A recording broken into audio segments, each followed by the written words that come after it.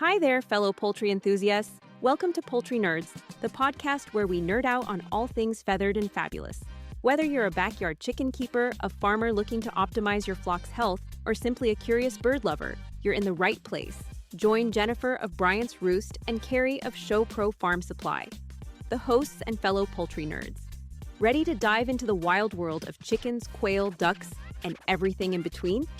Each week, we bring you expert advice, fascinating interviews, and poultry tales that ruffle a few feathers. All served up with a side of humor and a pinch of nerdiness and a few rabbit holes. Let's fly into this next episode. Hi. So today, we're going to discuss the threes. And what I mean by the threes is you need three things to get better hatches, three things for brooding, and three things for grow outs. Coincidentally, there's three different important stages of bird's life. So that's a lot of threes. But on this episode of the Poultry Nerds Podcast, we're going to talk about the threes of chicks. I just made that up. I just decided to do the three things that seemed important to me to do. But if you think about it, though, so we'll start with the egg. You want to select a good egg. You know, if it's a quail, you don't want to pick a 8 or 9 gram egg unless it's a button. You'll want a smaller one then. You kind of want those 10, 12, 14, 15 gram eggs. If we're talking about a bantam chicken or something along those lines, or game fowl, the smaller, like even silkies, you're going to want around a 45, 47 gram egg, something like that. Not the pullet eggs, large fowl, 55-ish, something like that. But I do have a question. I don't have dinosaur chickens. On your buffs, what size egg do you look for when you're selecting the eggs for incubating? You're like the second person this year to ask me that. And I don't know that I've ever actually weighed an Orpington egg. But since I know how much a breast egg weighs, I would have to guess it's in the 50 gram area.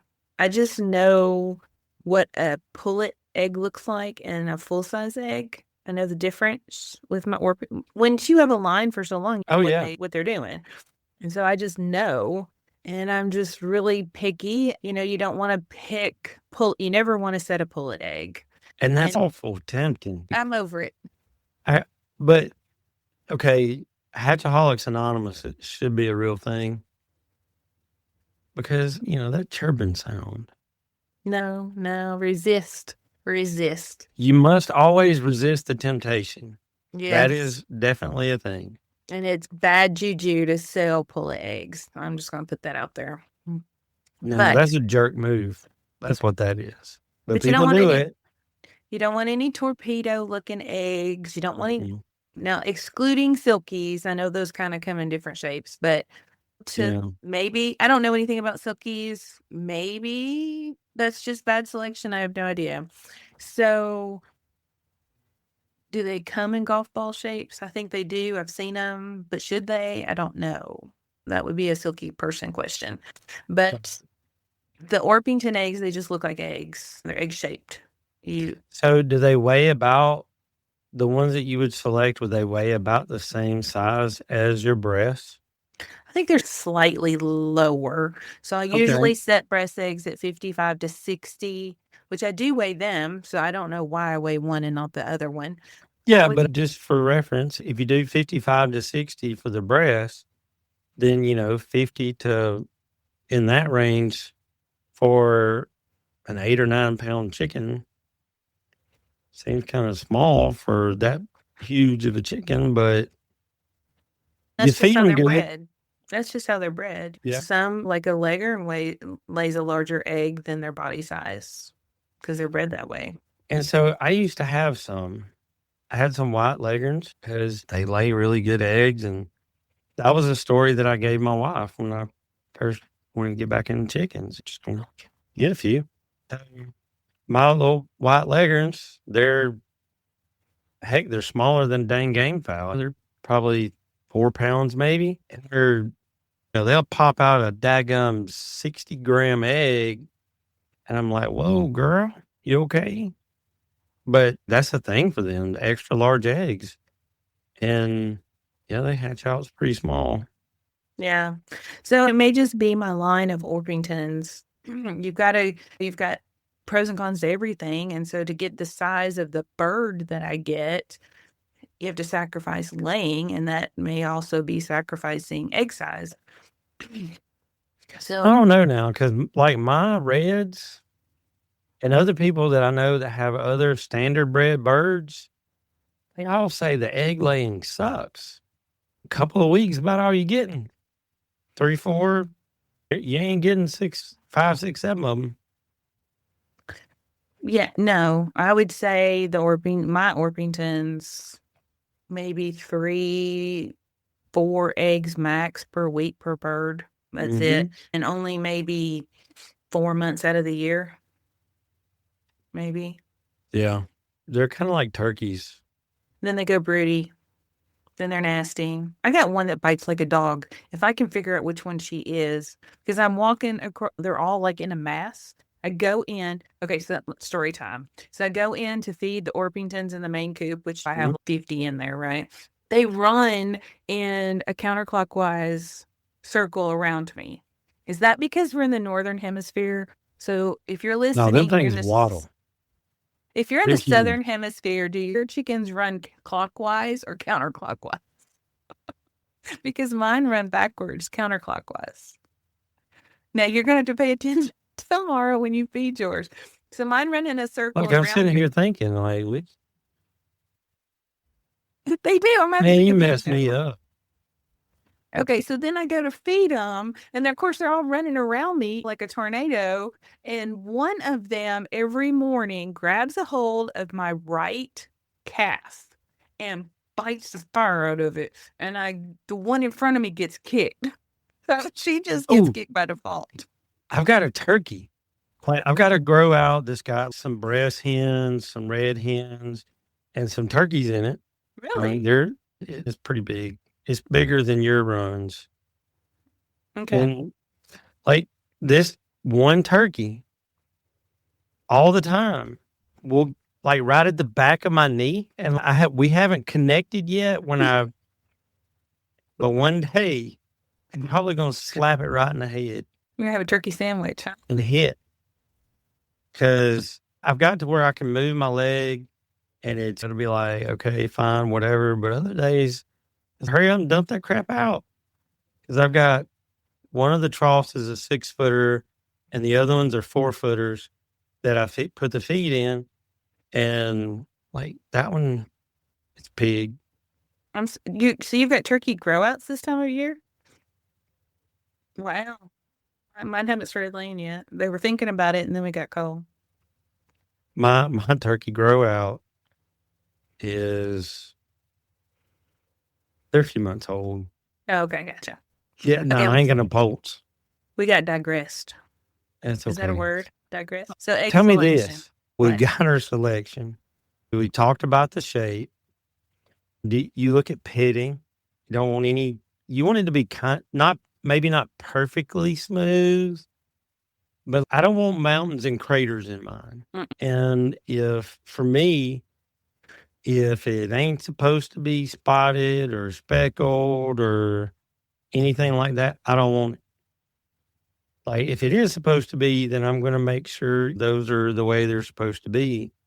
But like on my reds, it's supposed to be a brown egg, not a spotted brown egg or nothing like that. So I'm not doing any spotted eggs. I won't set them. I don't get any spotted eggs.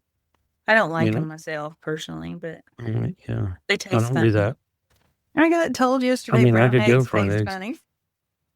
So look, I have a customer that buys feed from me, and this dude says his wife must, like, he's got some white leghorns because she will not eat a brown egg. She said it tastes different. I just looked at him and he was like, hey man, Happy wife, happy life. I ain't arguing with it. I get it. I understand. I can't tell the difference, but that's what she wants. That's why we have her. I said, Gotcha. hey, I understand. One of the other things, because we're talking about the three things to get a better hatch, is, and I see people doing this all the time, is candling. I candle on this day, and I candled on that day, and this one's not fertile, and I'm not sure about this one. How often do you candle your eggs? Never. Okay, mostly never. The big eggs, like the turkey eggs, the duck eggs, or the chicken eggs, I will candle when I'm taking them out of the setter. But when I say I candle, that means I plop the tray on my desk and I take the candler and I go, bam, I don't pick up the egg. If it has an air seal, it goes in the basket. If it's clear, it stays and I dump them at the end. So for me, I'll slide the tray out. I've got, and Rebecca shared this on her page a while back. It's a green, like laser pointer thingy that's, I hope it don't blind chicks, but it's pretty dang bright. But I will slide the thing out and I'll just, and that's as quick as it goes on those big eggs. Like you said, the turkeys and stuff, because when they blow up in your incubator, yeah. Okay, so let's talk about that for just a minute. People say that they candle because they don't want an egg exploding. So that has been a big topic in our new Facebook group, Incubation Masterclass. And people think that their eggs will explode. Now, I am willing to go out on a limb and say that I have incubated and hatched hundreds of thousands of eggs at this point. I have never had one explode. Let me tell you something. Be glad. Yeah. Because that's what got me kicked out of the house with one of my original incubator, the big one. And I personally think that it was my fault because I put an egg in there that I found probably that I maybe didn't collect for a few days during the summer, and then it just popped up out of nowhere. You know how if they lay on the ground or in shavings or something, they'll hide them. And yeah, I think that's what happened because since I have refined my practices of egg collection, I have not had that happen because I didn't realize that it was like a game of hide and go seek until the second time that happened.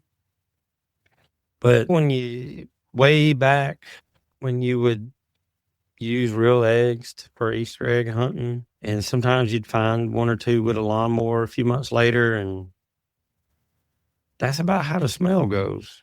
No, I agree that they stink, but I've never had one explode. Even with all of the smells in my barn, which I'm accustomed to at this point, is what I'm told, that if I walk in there and I can smell one off. Well, like it's not a violent explosion. They ooze and they have an odor about themselves. And you can find it because it looks like great stuff is on the outside of the egg. Yeah, the spray foam. Look like some spray foam leaked out of it. Yeah. And so that's the egg you want to find. And you want to find it very carefully. Now, I'm not saying I've never had one of those because I have ducks and that's what's going to happen. But I've never had one explode. Now, when you smell it, you go to your incubator and you very carefully pull the trays until you find it. You don't want to disturb it. No. And then you take a plastic bag over, like a grocery bag, over your hand, and you very carefully pick it up because you don't want to squeeze it. Yeah. And then you very carefully turn it out and tie it in a knot. And then you go outside. Now, if you're feeling adventurous, you could not tie it and throw it. It will explode in the air from the force of throwing it. And you will smell it for a while. A few days, depending on the heat outside. So We do we throw them anyway, but we have pigs. Once the pigs are gone, I might not do it anymore. But I only have that problem with the ducks because I the mean, you ducks need to like to. keep 1 or 2 pigs. Nope. The ducks will bury their eggs and they get missed sometimes. But Mhm. now I guess, don't care at this point. If I even think that egg has been there more than 2 days in cool weather, it just gets chucked. It's not worth it.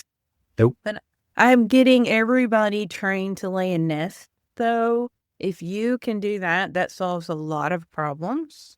Yes, it really. Milk crates and straw is what I have decided that the breasts really, and they like to throw out most of it. I don't know anything that don't love a milk crate with some straw. No, the Orpingtons don't. I gotta Really? still no. They can't get up in it, probably. The Orpingtons are like the ducks. They just something fell out of my butt over there. That's what the ducks do. They just walk across the yard and Oh, what was that? Oh, Orpingtons are about the same way. Okay, so we are not candling people. We don't promote it in our Facebook group. If you wanted to candle before you set, just to make sure there's no cracks to prevent a oozing egg, I can get behind that. I cannot get behind fixing cracks with wax because that's going to impact the oxygen exchange during incubation.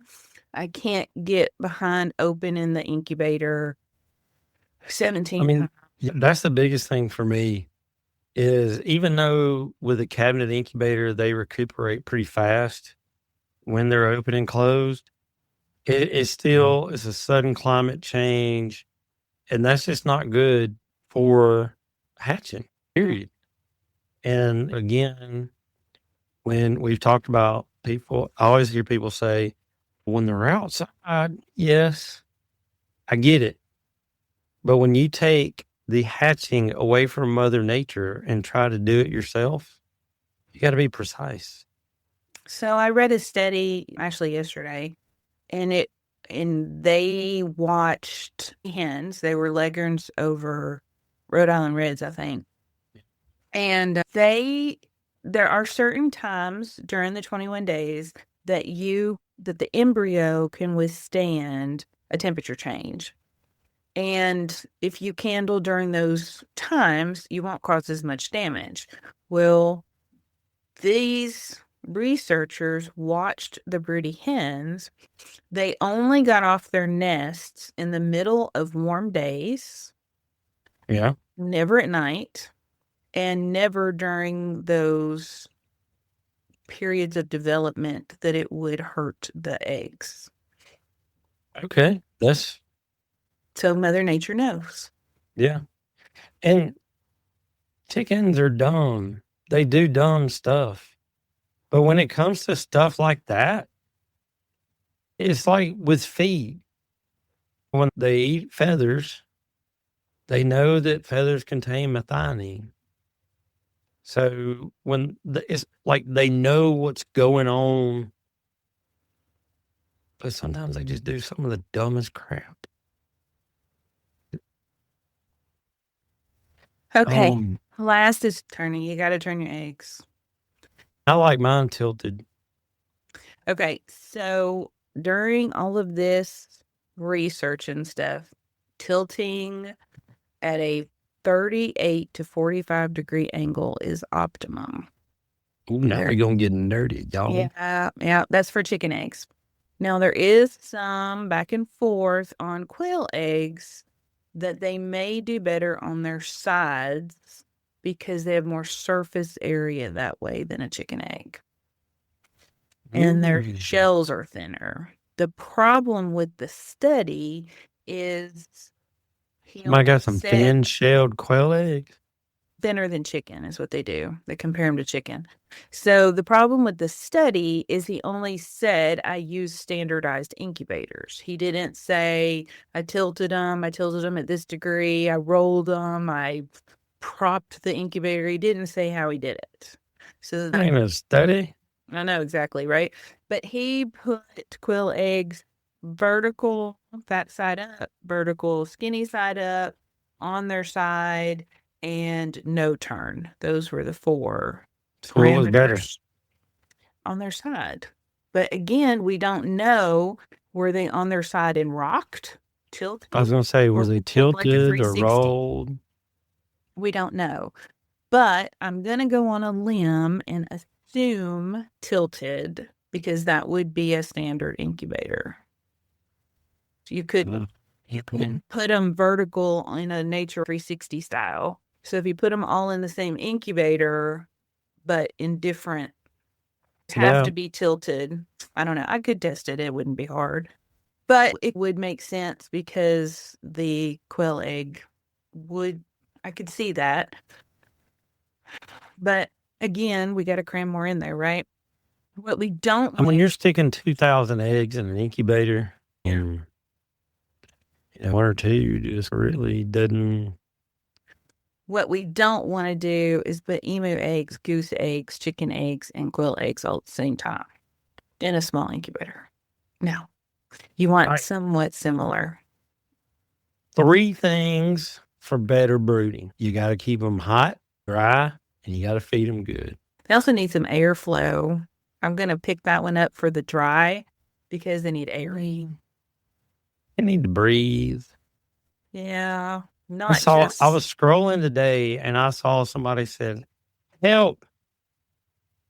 My eggs, I just got notification that my hatching eggs have shipped and I don't have an incubator yet." Oh, you did not see that post. I was like, dude, procrastinate much? I thought I was bad with procrastination, but dang. Wow. It really kills another post that I see all the time. A lot is best Amazon incubator for under $50 and go. Like, yeah, that's those Amazon gift cards. Look, those folks that spending $100 on some hatching eggs to put them in a $50 incubator crack me up. Sorry. And if that's you, hey, I still love you, but don't be upset when you don't have a great hatching rate. Don't pay $100 for a dozen eggs and put them in a $45 incubator. No.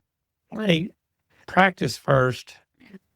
You can have brooding. You went back to incubating. Sorry. You got on a soapbox. Okay. So when we say heat, I am personally not a fan of heat lamps. I don't think that that's a secret.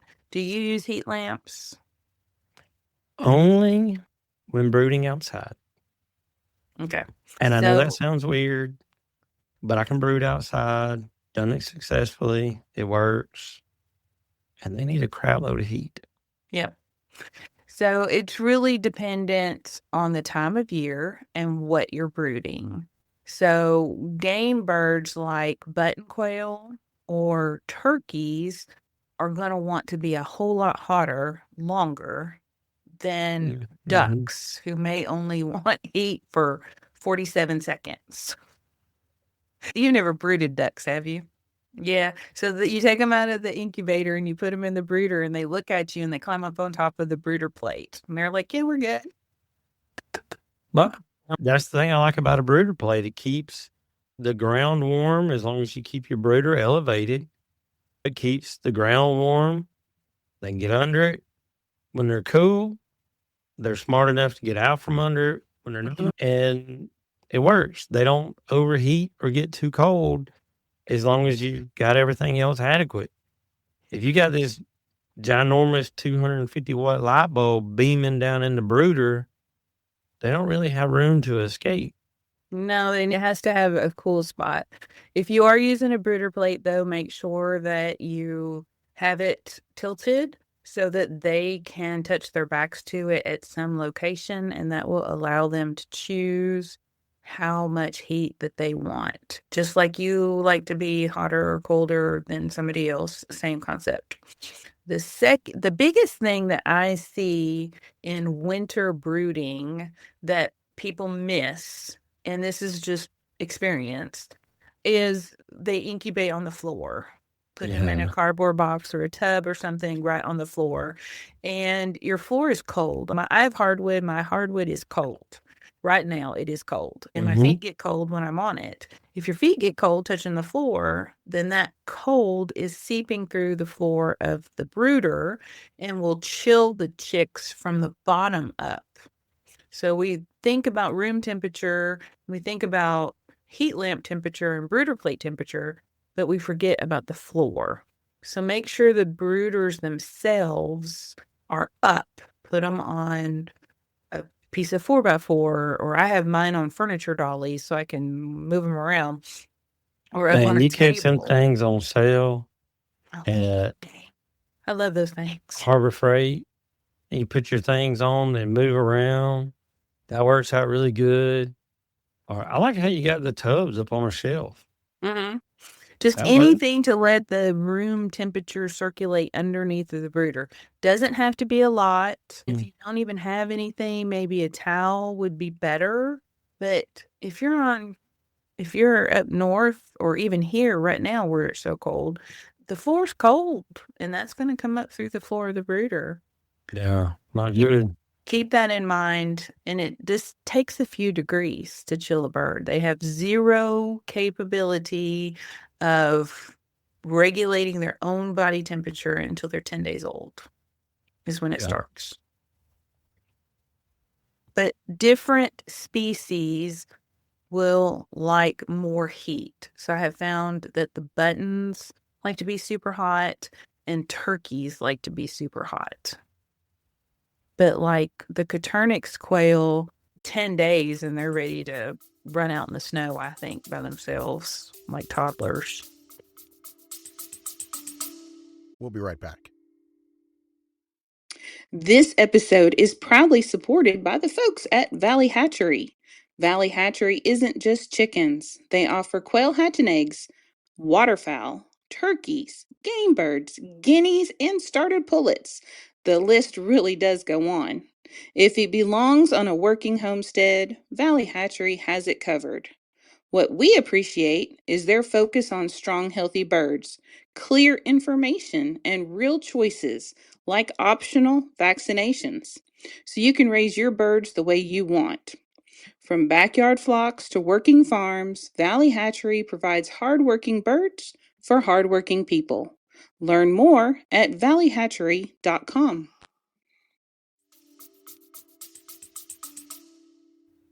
Yeah. So what I do is with mine, that I've got some in my ginormous brooder now.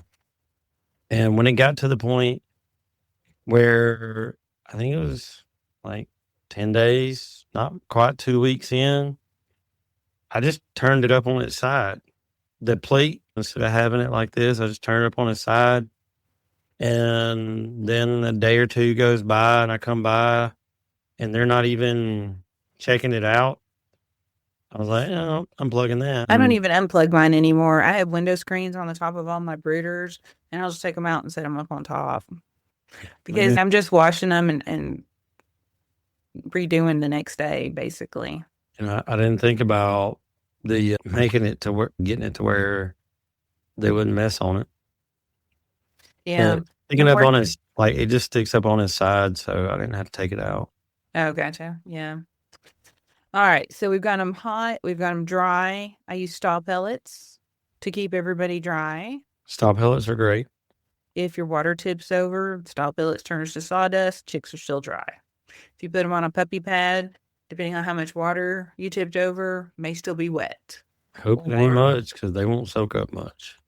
Or flakes. The water will pool underneath of them, get moldy and icky and cold. So I have used them all over the years. You just tell everybody to use puppy pads. And I have been using stall pellets for, going on 2 years now.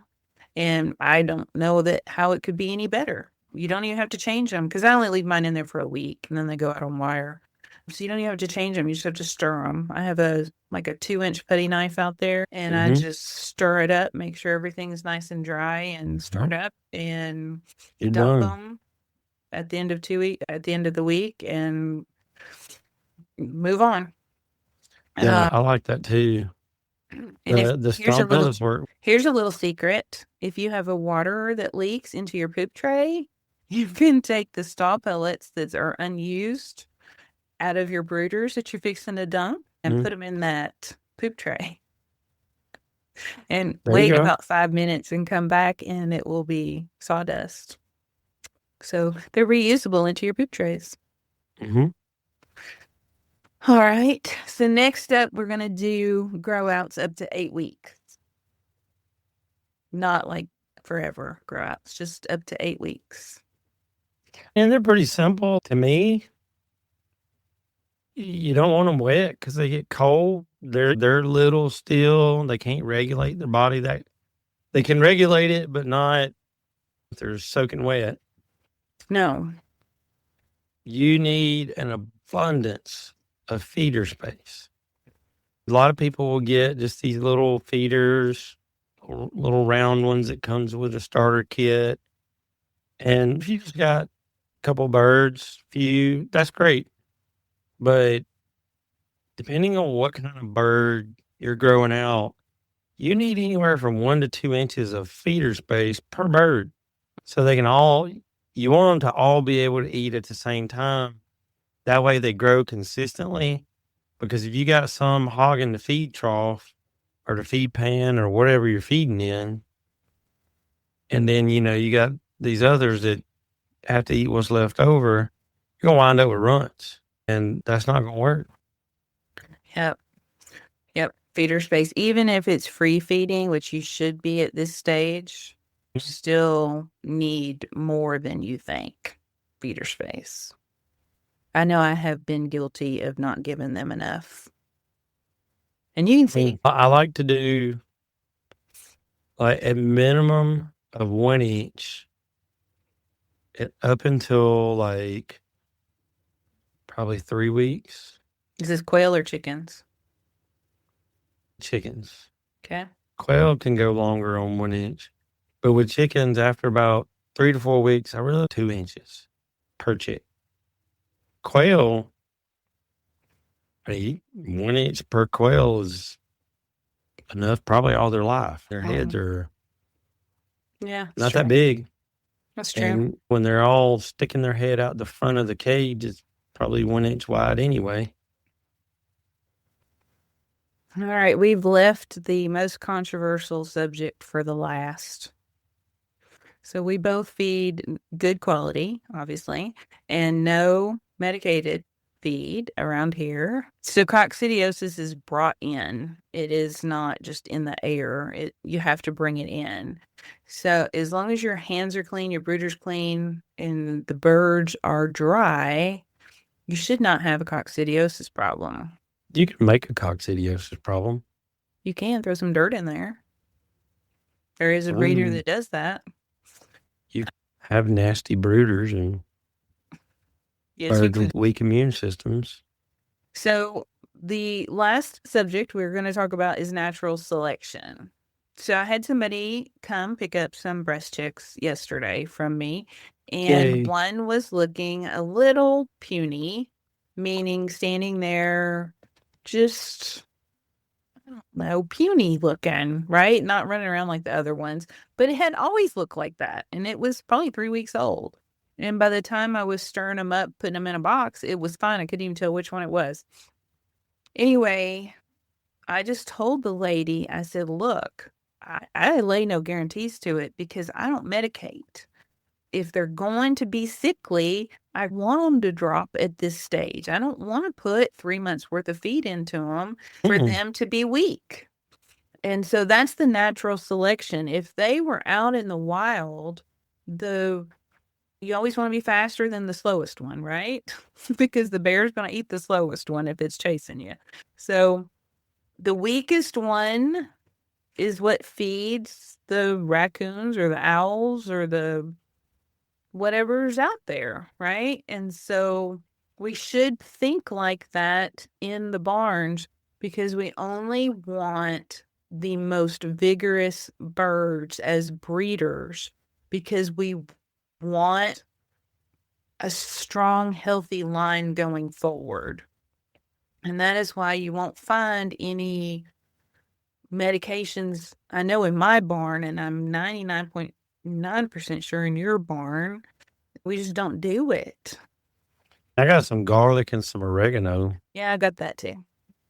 But I've never bought it or anything like that. $50 bottle that's like this tall that kills every kind of bug that you could ever have. No, I don't medicate Jack. I don't even like taking medicine myself. I do make a tincture that's garlic, echinacea, and cayenne. And my chickens get it. And I've taken it. It's rough. The fix-it that I make, it works really well. It's rough. The cayenne will bring tears to your eyes and a lot of coughing. But I like to be very thoughtful of what I put into my body. And since I do put my chickens, I do eat them and I do eat the eggs. I like not knowing that there's no crazy hocus pocus that's in there. And that's a personal preference. If you want to do it on your farm, hey, your farm, your rules, your money, your chickens. That's right.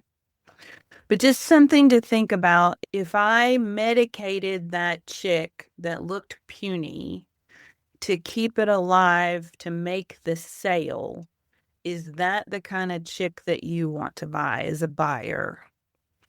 And I don't. Therefore, I don't do it.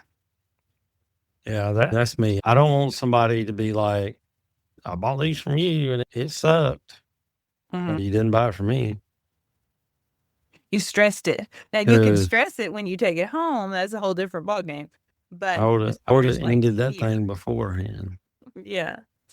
So you want to buy from a breeder that culls hard, because moving it to your farm is a stressor, and it needs to be healthy enough to withstand that stress. Yeah, and there's a lot of controversy behind the culling thing. If you buy a used car and you take it home and it breaks down, you're going to be mad, right? If you get a chicken and you take it home and it don't chicken, you're going to be mad. And we just don't want people mad at us. So we try to make sure we have the best we can. And he's saying crap don't happen. Natural selection is a thing. And that is, to me, that's what helps keep a flock strong and vigorous, is those 3 sets of 3s. We hope that helps somebody, one person. At least, maybe. Have a better experience with their birds this year. Yep. Make sure you give us and subscribe and follow and hit the bell, all that junk. And if you didn't like this, hey, we're sorry. Maybe next week. Talk to you later. All right, bye. Thank you for joining us this week. Before you go, be sure to subscribe to our podcast so you can receive new episodes right when they are released. And they're released every week. Feel free to email us at poultrynerds@gmail.com to share your thoughts about the show. Until next time, Poultry Pals, keep clucking, keep learning, and keep it exciting. This is Carrie signing off from Poultry Nerds. Feathers up, everyone.